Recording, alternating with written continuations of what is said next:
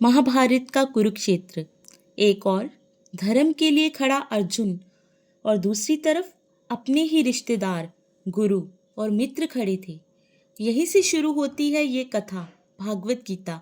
नमस्कार दोस्तों, आज आप सुन रहे हैं भगवत गीता का पहला अध्याय, अर्जुन विषाद योग।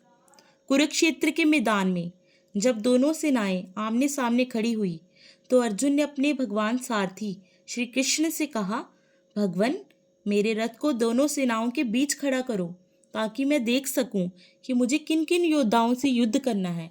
माधव ने रथ को सेनाओं के बीच खड़ा किया। अर्जुन ने देखा पितामह भीष्म, गुरु द्रोणाचार्य, अपने भाई प्रिय मित्र सामने खड़े हैं। ये देखकर अर्जुन का मन विचलित हो उठा। उसके हाथ का गांडीव धनुष ढीला पड़ गया। उसका शरीर कांपने लगा, आंखों में आंसू आने लगे।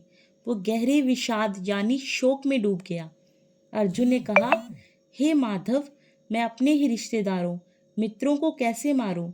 मैं विजय, राज्य और सुख नहीं चाहता।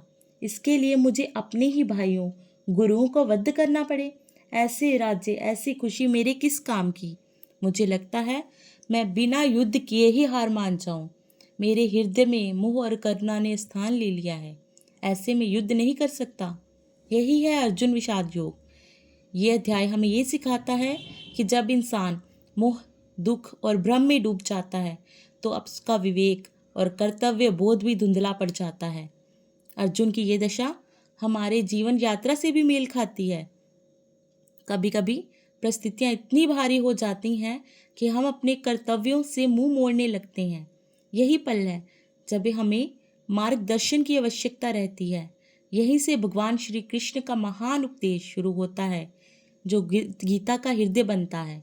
अर्जुन विषाद योग हमें सिखाता है कि सबसे बड़ी कमजोरी मोह है और इस मोह से मुक्ति दिलाने वाला ज्ञान सच्चा प्रकाश है। इसलिए गीता कहती है, युद्ध के मैदान में मन डगमगाए तो ईश्वर के वचनों की तरफ देखो, क्योंकि वही हमें अंधकार से प्रकाश की ओर ले जाते हैं।